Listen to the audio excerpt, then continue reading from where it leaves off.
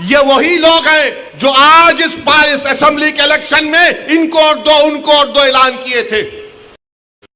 वो लोग मुझे फोन करके बोले आप ऐसा क्यों बोल रहे हैं, आप इम्यूनेशन दे रहे हैं बीजेपी को। मैंने कहा हजरत दामन बरकाता हूं, जजमेंट आप पढ़ो, ये जजमेंट तमाम चीजों को खोल देगा। मुझसे कहा कि आप खामोश हो जाओ, ओवैसी तुम मत बोलो। मैंने कहा मौत मेरे को खामोश कर सकती, जब तक अल्लाह जिंदा रखेगा मैं सच्चाई को बयान करूंगा और बयान करता रहूंगा। आज बोलो खामोश हो जाओ। मैं जब कह रहा था तो कोई बोल रहे हैं मत बोलो, इनको क्या है, ये भड़काऊ भाषण दे देते, इनको क्या है, इनको टीवी पे जाके बोलने का शौक है। आज क्या हुआ महाराष्ट्र के चुनाव में, क्या बीजेपी ने क्या कहा जा जाकर।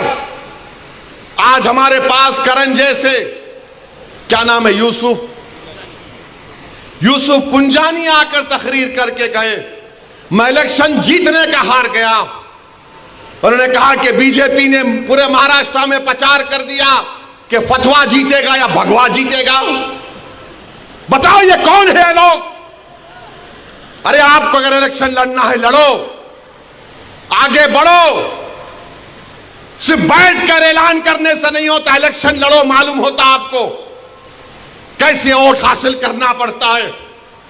एक आलिम दीन मुफ्ती इस्माइल आपके सामने जो इलेक्शन लड़ रहा भी है, मिंबर रसूल पर आपको अच्छाई को बयान भी करता है और चुनाव भी लड़ता है। मगर यह क्या बात है कि इलेक्शन आएगा इनको और दो उनको और दो। अरे आप लड़ो, आप नहीं लड़ सकते तो अपने दामाद को लाओ, चलो लड़ो ना, क्यों नहीं रोकना। नहीं, हम इनको बोलेंगे उनको बोलेंगे। क्या हुआ, आपने बीजेपी को हैंडल दे दिया।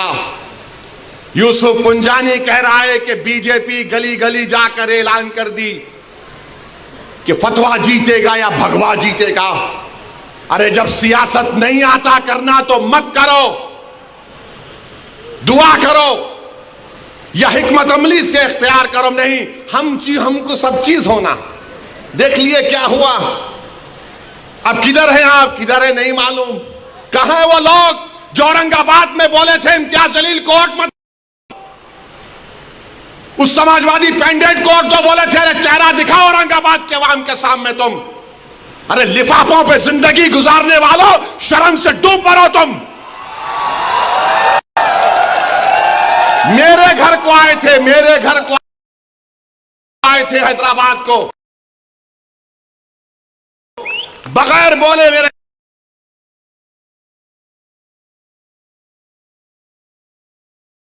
घर को आए। मैं वक्फ के बिल की मीटिंग में जा रहा था, पलट मेरा गार्ड फोन करा के साहब इतने लोग आए, मिला, घर पे आए तो मैं कहा कि मेरा घर इतना बड़ा नहीं है, आप लोग 20 लोग ले लीजिए, को बिठा, वो बात करे, बात करा, लेटर लिख के दिए को टिकट दो, मला मैं गौर करूंगा। फिर जाने से पहले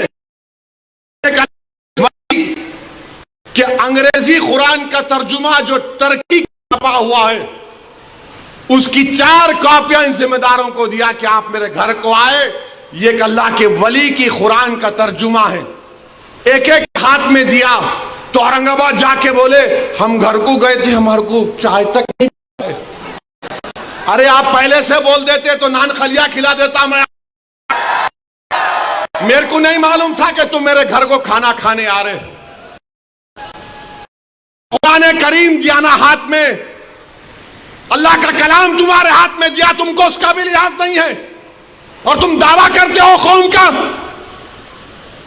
बहुत बोल सकता हूं, याद रखो मेरी जबान को लगाम नहीं है, तुम्हारा घर से निकलना महाल कर दूंगा मैं यहां पे।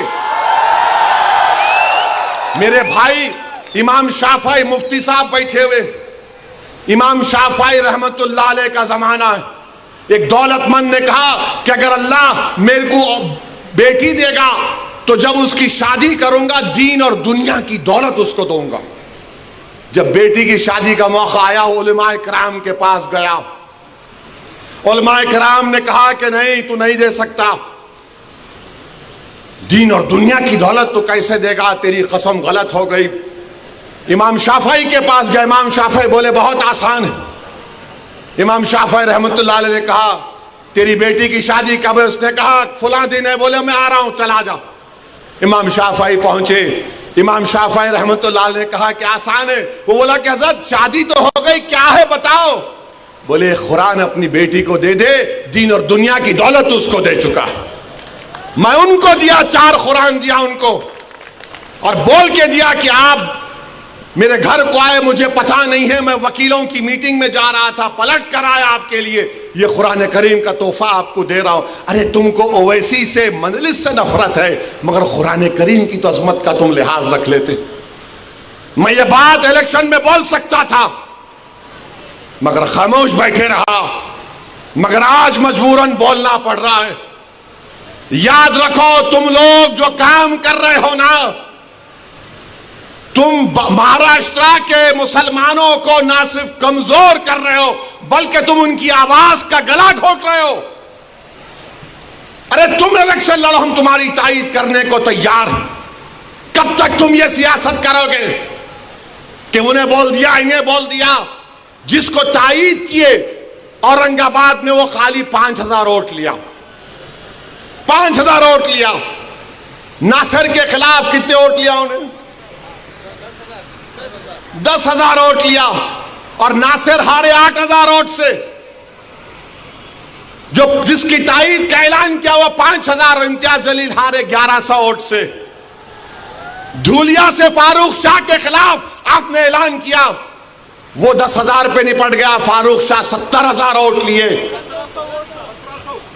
सिर्फ 1700 वोट लिया वो जालिम, सिर्फ 1700 वोट लिया। फारूक शाह 70,000 वोट लिया। अतीक को आपने तायीद नहीं की, किसी और को बोल दिया। अरे क्या कर रहे हो तुम लोग? मत करो। तुम्हारा एहतराम और तुम्हारी अजमत हम करते हैं, मगर आप जो काम कर रहे हैं वो मुसलमानों के हक में नहीं कर रहे हैं। आपने हैंडल दे दिया बीजेपी को, बीजेपी ने पूरा प्रचार कर दिया, और क्या नतीजा निकला जा आप देखो। कल ये बीजेपी की सरकार अगर कुछ करेगी तो कौन आके लड़ेगा? आप आएंगे रोड पे? यही इम्तियाज जलील, यही फारूक शाह, यही मुफ्ती इस्माइल, यही नासिर सिद्दीकी, यही फारूक शाब्दी, यही वारिस पठान मैदान में उतर के मुकाबला करेंगे। मेरे भाई, पहचानो इन लोगों को। मैं नहीं बोलना चाह रहा था, मगर आज मैं जरूरी है सच्चाई को बयान करने के लिए कह रहा हूं। बहरहाल मेरे अजीज दोस्तों और बुजुर्गों, अपने मस्जिदों को आबाद रखो। जो लोग मस्जिदों को छीनना चाहते हैं, उसका जवाब क्या है? अपनी मस्जिदों को भरे करो।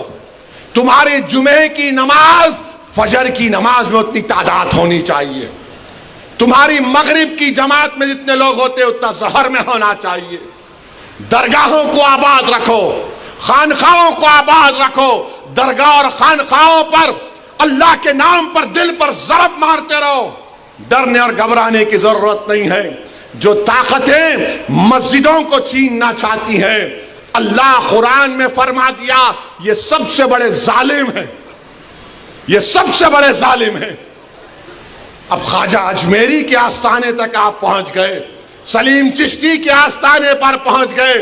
याद रखो जालिमों, ये वो सूफिया इकराम हैं जो बादशाहों की तरह दौलत नहीं थी।